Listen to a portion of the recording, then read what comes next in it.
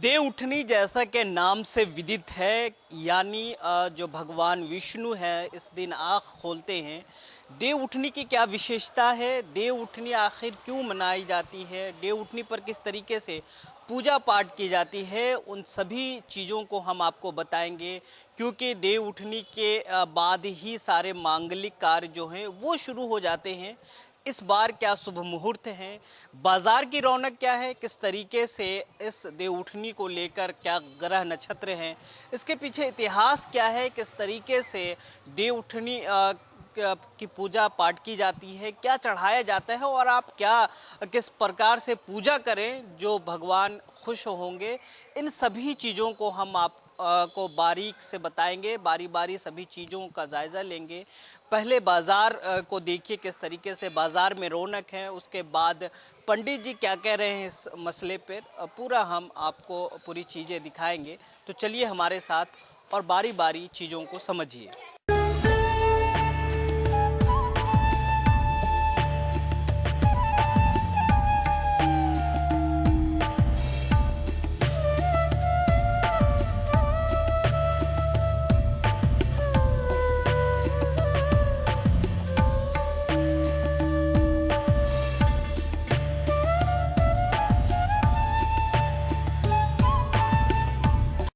किस तरीके से राजधानी रायपुर में उसकी तैयारियां चल रही है वो आपको हम दिखाएंगे। दूसरी बात ये है कि क्या शुभ मुहूर्त बन रहे हैं, किस मुहूर्त में पूजा पाठ की जाती है और इस पूजा में किस तरीके से क्या क्या चढ़ाया जाता है। तो इस वक्त मैं आमा पारा बाज़ार में हूँ और ये आप देख सकते हैं तस्वीरों के माध्यम से कि किस तरीके से यहाँ चीज़ें लगाई गई है, क्योंकि कल देवउठनी है और बाज़ार जो है आज से गुलजार हो गया है। तो अभी मैं बाज़ार में हूँ, इसके बाद फिर पंडितों से बातचीत करेंगे और उनसे भी जानेंगे कि इस बार शुभ मुहूर्त क्या है और किस तरीके से पूजा पाठ किए जाए ताकि भगवान जो हैं वो खुश होते हैं। क्योंकि 4 महीने के बाद भगवान अपनी आंखें खोलेंगे और इसके बाद शुभ मुहूर्त जो है वो भी शुरू हो जाएंगे, मांगलिक जो कार्य हैं वो भी शुरू हो जाएंगे। ये आप देख सकते हैं तस्वीरों के माध्यम से किस तरीके से सीताफल या फिर यूं कहें कि सिंघाड़ा और ये सब चीज़ें रखी गई है और जो भगवान के लिए पूजा के लिए चढ़ाए जाएंगे वहाँ सभी सामग्री जो रखी गई है। यहाँ लोग हैं जो बेच रहे हैं, उनसे हम बातचीत करेंगे और जानेंगे इस बार जो देवउठनी है उसमें किस तरीके से पूजा पाठ है और क्या क्या है आपके पास जो चढ़ावे के लिए रहता है। पूरा पूजा के सामान कांदा है, सिंघाड़ा है, भाटा है, जाम है और फूल, पूरा सिंघाड़, नारियल वारियल, बतासा वतासा सब चीज़ है। अच्छा, लोग खरीदारी करने के लिए कैसे पहुंचते हैं, क्योंकि आज कल वो है और आज थोड़ा सा ठंडा लग रहा है मेरे को माहौल, कल कैसा भीड़ रहेगा। कल कल कल ज़्यादा आएंगे। कितने बजे से शुरू हो जाएंगे लोग आने। सुबह से आने, सुबह से क्योंकि शाम को पूजा होती है तो सुबह से लोग खरीद के जाते हैं। आ जाते हैं। तो ये यहाँ लोग आप देख सकते हैं किस तरीके से यहाँ बाज़ार जो है वो लगाया गया है। मैं जो गन्ने के लोग हैं जो गन्ना बेच रहे हैं उनसे भी बातचीत कर लेते हैं, क्योंकि बड़े पैमाने पे गन्ना यहाँ लगाया गया है। गन्ने किस तरीके से कहाँ से आते हैं ये भी हम जानेंगे। आप लोग गन्ना बेच रहे हैं किस तरीके से, और इस बार गन्ना जो है वो विशेष क्वालिटी के दिख रहा है। कहाँ से आए हैं गन्ने? ये गन्ना कवर्धा से है। अच्छा, हाँ। तो अभी रेट क्या चल रहा है और कितना रेट बढ़ा है पिछले साल के अपेक्षा? पिछले साल की अपेक्षा में 10 से 15 रुपये पर पीस के पीछे बढ़ा है। 10 से 15 रुपये। हाँ हाँ। क्या रेट चल रहे हैं अभी? अभी तेरा 70 रुपये से जो स्टार्ट है 200 रुपये तक का है जोड़ी। और इस गन्ने में देख रहे हैं कि एक विशेष प्रकार का गन्ना है पूरे मार्केट में, तो ये इसमें क्या खासियत रहती है? इसमें खासियत कुछ नहीं है। इसको ये गुड़ के हैं, ये प्योर गुड़ के गन्ने हैं और जो शक्कर के रहते हैं वो सफ़ेद आते हैं। अच्छा, ये मेन पूजा के लिए यही यूज होते हैं ज़्यादा कर। अच्छा, एक साथ कितने गन्ने यूज होते हैं पूजा में, कितने लोग खरीद के ले जाते हैं? खरीद के तो बहुत जन लेके जाते हैं गन्ना। नहीं नहीं, मतलब एक अगर पूजा करना है मेरे को अकेले, तो एक पूजा में कितना गन्ना यूज होता है? वैसे तो 2 लेके जाते हैं, पर चार का मेन मंडप बनता है। अच्छा, मंडप बनाया जाता है। हाँ, ये इस प्रकार से मंडप बनाया जाता है, बीच में तुलसी माता रखी जाती है, फिर उसके बाद उनका वो विवाह हुआ जाता है, फिर वो कहलाता है। तो यहाँ जो बाज़ार है, आपको रायपुर में इस बार जगह जगह पर ये गन्ने दिख जाएंगे, और ये विशेष क्वालिटी के गन्ने हैं, क्योंकि ये कवर्धा के बताया जा रहा है। कई जो लोग हैं जो बेच रहे हैं वो राजस्थान से इस बार मंगाए हैं इस चीज़ को। तो कहीं ना कहीं जिस तरीके से इस बार देवउठनी है, उसको लेकर विशेष तैयारियां जो बाज़ारों की है वो कर ली गई है। लेकिन आपको मैं स्पेशल ये भी बताऊंगा कि इस देवउठनी में आप क्या करें, किस तरीके से पूजा पाठ करें, किस तरीके से इसको मनाया जाता है, और क्या शुभ मुहूर्त है वो भी हम अपने चैनल के माध्यम से आपको बताएंगे, और पंडित से बातचीत करेंगे। पंडित जी महाराज का क्या कहना है वो भी सुनवाएंगे। तो चलिए हमारे साथ उनसे भी बातचीत करते हैं और जानेंगे उनसे कि किस तरीके से इस बार जो देवउठनी है, क्योंकि भगवान 4 महीने के बाद जो है अपनी आंखें खोलेंगे, और तो शुभ मुहूर्त क्या बनेगा, किस तरीके से पूजा पाठ करें, सभी चीज़ों को हम विस्तार से आपको इसमें सुनवाएंगे।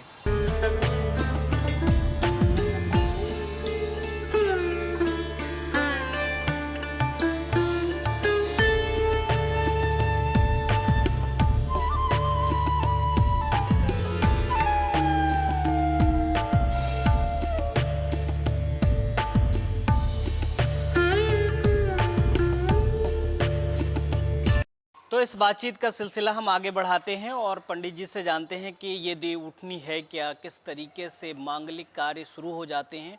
तो पंडित जी, आप सबसे पहले हमारे दर्शकों को ये बताइए कि ये देवउठनी है क्या, किस तरीके से इस कार्य में या फिर पूजा पाठ की जाती है, इसके बारे में बताइए। जैसे कि नाम से ही स्पष्ट है, देव उठनी। हमारे शास्त्रों पुराणों ज्योतिष शास्त्र के अनुसार 12 वर्ष में 24 एकादशी तिथियां मनाई जाती है, और इन 24 एकादशी तिथियों के अलग अलग नाम हैं। पद्मा एकादशी, उत्पत्ति एकादशी, मोक्षदा एकादशी। उसी तरह से यह जो कार्तिक मास के शुक्ल पक्ष की जो एकादशी तिथि है, उनको हम देव उठनी एकादशी के नाम से जानते हैं।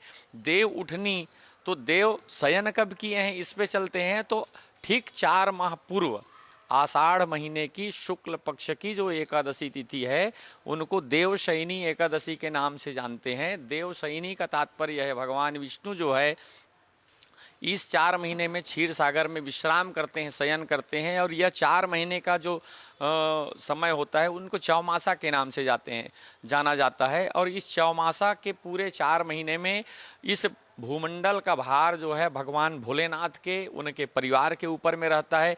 इसीलिए हम देखते हैं जैसे ही देवशयनी एकादशी होती है, तुरंत जो है गुरु पूर्णिमा मनाई जाती है, गुरु जी की पूजन की जाती है। उसके ठीक बाद चौमासा का प्रथम मास जो है श्रावण मास आरंभ हो जाता है, और पूरा श्रावण मास भगवान भोलेनाथ की पूजा को समर्पित है।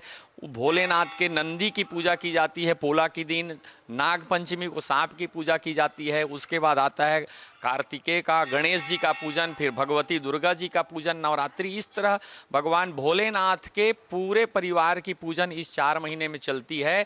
अब आती है देवउठनी एकादशी। आज जो देवउठनी एकादशी है, भगवान विष्णु इस 4 महीने के विश्राम के पश्चात जो है जागृत होकर के पुनः वापस आकर के अपने जगत के कार्य को पुनः संभालने के लिए आते हैं। इसको हम देवउठनी एकादशी के नाम से जानते हैं। पंडित जी, मांगलिक कार्यक्रमों को हम किस तरीके से समझ सकते हैं? क्या क्या जो कार्यक्रम है वो शुरू हो जाते हैं? जैसे विवाह, तुलसी विवाह के बाद जो विवाह के मुहूर्त होते हैं वो शुरू हो जाते हैं, तो इसको हम कैसे समझें जो मांगलिक कार्यक्रम है? जैसे कि कोई भी मांगलिक और शुभ कार्य में, यज्ञ कार्य में भगवान विष्णु, भगवान भोलेनाथ, इनकी पूजा विशेष करके आवश्यक है। इनकी उपस्थिति वहाँ पर, इनकी पूजन कार्य जो है यहाँ की जाती है। भगवान 4 महीने के लिए चौमासा में विश्राम करने जाते हैं, तो जो मांगलिक कार्य हैं, विशेष करके जो सामाजिक और पारिवारिक कार्य होते हैं, उस पर जो है हमारे ज्योतिष शास्त्र के अनुसार मुहूर्त नहीं रहती है। जैसे ही देव उठनी एकादशी होती है, देव उठनी एकादशी में भगवान विष्णु की जागृत होते ही सबसे पहले भगवान विष्णु जो है जागृत होते ही सीधे काशी जाते हैं और काशी में जाकर के भगवान भोलेनाथ से मुलाकात करते हैं। और वह दिन होता है बैकुंठ चतुर्दशी। एकादशी के ठीक 2 दिन बाद बैकुंठ चतुर्दशी भगवान क्षीर सागर से जागृत होते ही भक्तों को दर्शन दे करके, भक्तों की पूजा स्वीकार करके, जो कि हम तुलसी विवाह एकादशी के दिन करते हैं, वहाँ से भगवान जो है काशी जाते हैं और वहाँ भगवान रुद्र, भगवान भोलेनाथ से मुलाकात करते हैं। पूरे वर्ष में एक दिन यही दिन होता है जिस दिन भगवान भोलेनाथ को तुलसी की माला अर्पित की जाती है और भगवान विष्णु को भगवान भोलेनाथ बिल्वपत्र की माला अर्पण करते हैं। बाकी दिन, बाकी समय में भगवान भोलेनाथ में तुलसी अर्पण नहीं किया जाता, भगवान विष्णु जी में बेलपत्र अर्पण नहीं किया जाता। लेकिन यह एक दिन होता है जिस दिन भगवान क्षीर सागर से उठ करके सीधे काशी जाकर के भगवान से मुलाकात करते हैं। जैसे तुलसी विवाह हमारे क्षेत्र में विशेष करके मनाई जाती है, तो भगवान जो है हर पूजन सामग्री, हर भोग सामग्री को तुलसी के माध्यम से ही ग्रहण करते हैं। तो इस दिन देव उठनी एकादशी के साथ में तुलसी विवाह किया जाता है। भगवान जो है क्षीर सागर से जागृत होते हैं।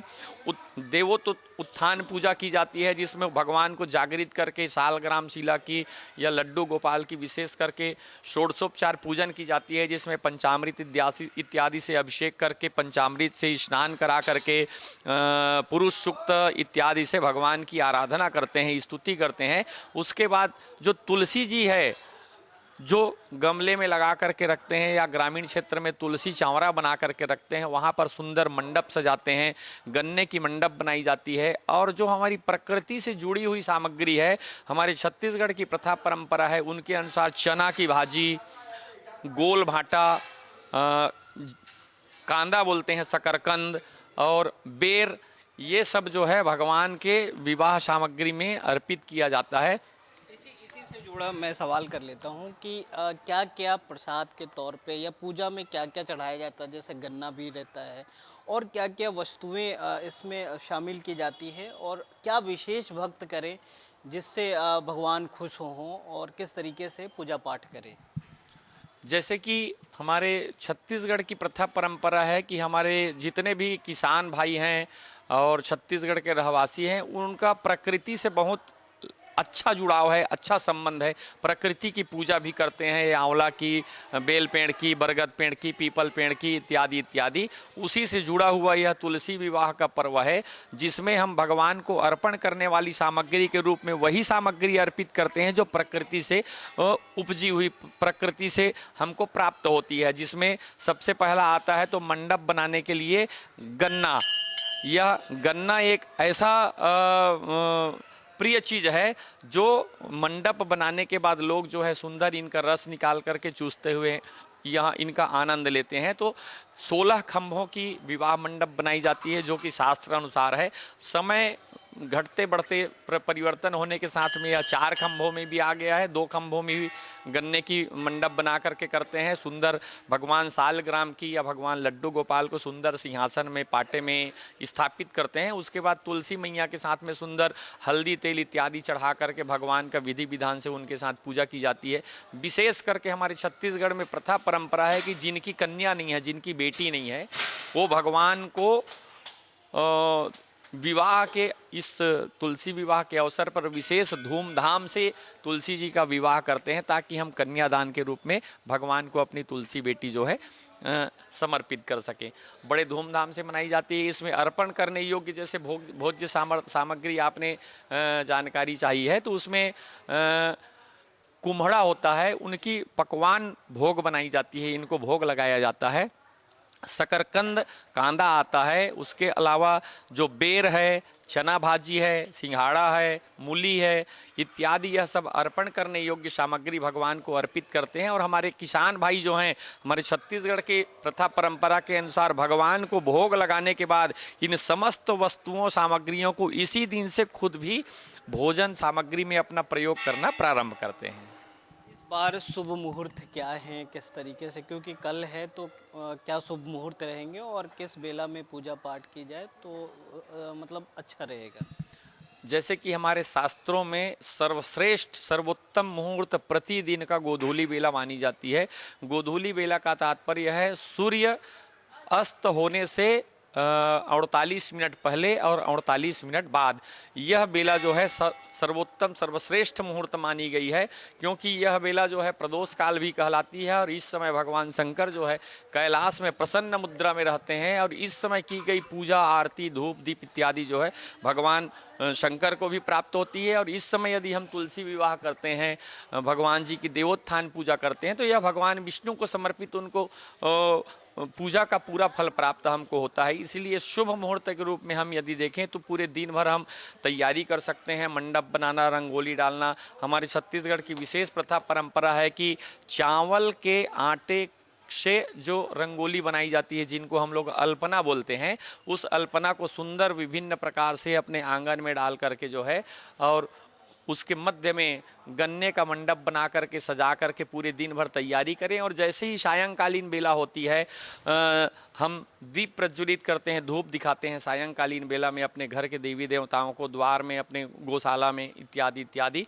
तो उसके बाद फिर सहपरिवार बैठ करके यह तुलसी विवाह की पूजन जो है संपन्न करना चाहिए सूर्यास्त के पश्चात। एक चीज़ और आपसे जानना चाहेंगे कि किस तरीके से इतिहास अगर देखें तो क्या रहा है। दूसरी बात यह है, अगर आप मतलब पुराण की बात करें या फिर वेदों की बात करें, उसके हिसाब से इस पूजा का क्या इतिहास रहा है, किस तरीके से शुरुआत हुई है और अभी तक वो चल रहा है? जैसे कि हमारे शास्त्रों पुराणों में इनकी बहुत सी कथाएं प्रचलित है। शिव पुराण में यह कथा आती है, विष्णु पुराण में भी यह कथा आती है, और श्रीमद् भागवत पुराण में यह कथा आती है, और जो हमारे 18 पुराण हैं उस सब में कहीं ना कहीं यह कथा का संबंध किसी न किसी दृष्टांत को मिला करके दिया हुआ है। जिसमें प्राचीन समय की बात है, एक शंखचूर्ण नाम का एक दैत्य हुआ करता था, और वह दैत्य जो है तपस्या करता है। उस तपस्या के प्रभाव से आकर फिर वह आतंक मचाने लग जाता है। उनकी जो धर्मपत्नी होती है वह बहुत ही सती साध्वी थी, और उनकी सती साध्वी और उनकी पत्नी व्रता धर्म के कारण जो है वह दैत्य तरह तरह के आतंक मचा करके रखा था, क्योंकि उनकी पत्नी के पतिव्रत धर्म के कारण कोई उनको मार नहीं पा रहा था। तो यहाँ पर समस्त देवताओं ने, ऋषि मुनियों ने और साधु संतों ने जाकर के भगवान से निवेदन किया, प्रभु यह बहुत आतंक मचा करके रखा है, हमारी रक्षा करिए और इनके आतंक से इस सृष्टि को मुक्त करिए। तो भगवान विष्णु जो है देवताओं के, ऋषि मुनियों के इस तरह के आवाहन को, स्तुति को ध्यान, क्योंकि भगवान का प्राकट्य जब जब हो या धर्म के हानि, बाढ़ई असुर अधम अभिमानी, और तब तब धरि प्रभु विविध शरीरा। भगवान जो है इस पृथ्वी से दुष्टों के भार को उतारने के लिए, तरह तरह की लीला करने के लिए अलग अलग जन्म लेकर के अवतरित हुए हैं। तो भगवान जो है साधु संतों की इस तरह से पुकार को सुन करके शंखचूर्ण का ही स्वरूप बना करके उनकी पत्नी के पास गए। उनकी पतिव्रत धर्म को जो है उन्होंने भंग किया, और इधर भगवान शंकर ने अपने त्रिशूल से शंखचूर्ण को मारा। इस तरह से जब उनकी पत्नी को पता चला तो उन्होंने भगवान नारायण जो शंखचूर्ण का रूप धारण करके आए थे उनको पूछा आप कौन हो। तो भगवान जो है वहाँ पर मूर्तिवत खड़े हो गए, चुपचाप खड़े हो गए। तो उन्होंने श्राप दिया कि मेरे पति का स्वरूप धारण करके आए थे और पत्थर की तरह खड़े हो, तो जाओ आज से पत्थर हो जाओ। तो भगवान उसी दिन से सालग्राम शिला में प्रवेश कर गए और उनको आशीर्वाद दिए कि मैं तुम्हारे पति का स्वरूप धारण करके आया हूँ, तो आज से मैं इस दिन प्रतिवर्ष समस्त लोग तुम्हारे साथ मेरा विवाह करेंगे और मैं तुम्हारे तुलसी के नीचे अर्थात मेरा निवास रहेगा, इस तरह मैं तुम्हारा साथ जीवन भर रहूँगा।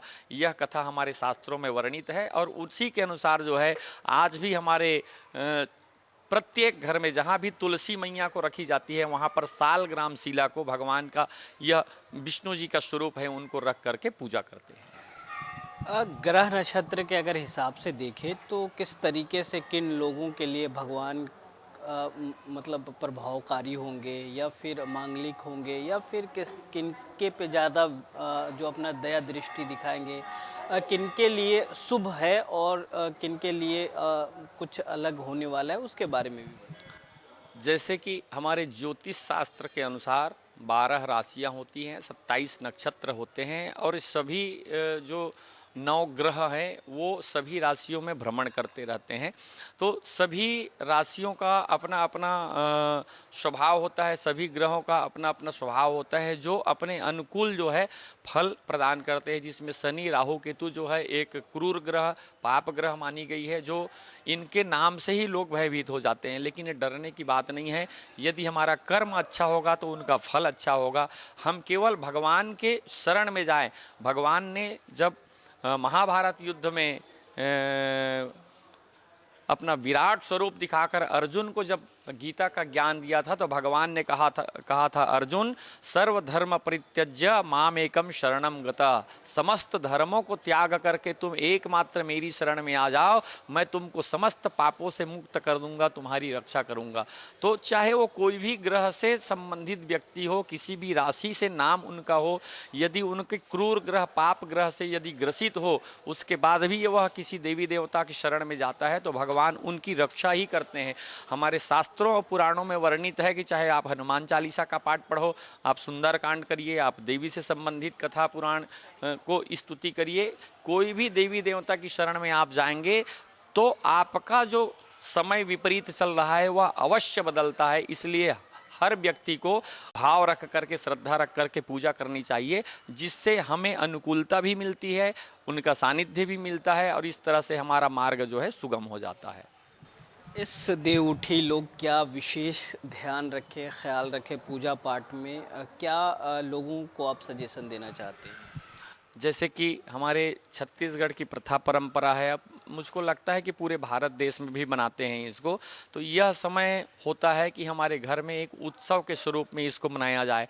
आज हम अपने भारत देश में देख रहे हैं कि जहाँ विवाह होता है तो पत्नी को लेकर के अपने माता पिता को छोड़ करके अलग चले जाना, अलग घर बसा लेना, परिवार का विभाजन हो रहा है, भाई भाई अलग हो रहे हैं, तो यह अच्छा नहीं है। सर्वधर्म समभाव और भाई भाई की जो स्थिति है वह खंडित ना हो, अपने परिवार में रहे। परिवार के साथ में यदि हम कोई भी आयोजन प्रयोजन को करें, कोई व्रत को करें तो उसमें आनंद भी आता है, उस पूजा का फल भी दोगुना हो जाता है कि हम अपने बड़े बुजुर्गों के साथ में, अपने भाई बंधुओं के साथ में आपस में मिलकर सौहार्द प्रेम के साथ में मिलकर हम यह पर्व को मना रहे हैं। तो आपके जितने हमारे इस चैनल के जितने भी श्रोता बंधु हैं, मैं उनसे यही आग्रह करूंगा कि यह तुलसी विवाह का पर्व, जिसको हम छोटी दिवाली के रूप में मनाते हैं, किसी कारणवश कोई बड़ी दिवाली को नहीं मना पाया होगा, कोई सूतक लग गया हो या किसी विपरीत कारण से, वो इस दिवाली में बहुत अच्छे से भगवान को देवोत्थान पूजन करने के बाद में इस दीपावली को मना सकते हैं। भगवान की कृपा आप पर बनी रहेगी। तो इन्होंने बहुत अच्छी बात ये कही कि आप अगर त्यौहार मना रहे हैं तो आप अपने परिवार के साथ मनाएं। अगर आप कोई भी त्यौहार अपने परिवार के साथ मनाते हैं तो उसमें खुशियां जो है वो दोगुनी हो जाती है। हमारे साथ बातचीत करने के लिए मनोज शुक्ला जी थे, जिन्होंने आपको उन सभी बारीकियों को और उन सभी चीज़ों को बताया जिससे आप सुनकर लाभान्वित होंगे और इस बार पूजा किस तरीके से की जाए उस का विशेष जानकारी उन्होंने दिया। कैमरा पर्सन दीपेश सोनकर के साथ इम्तियाज, एशियन न्यूज़, रायपुर।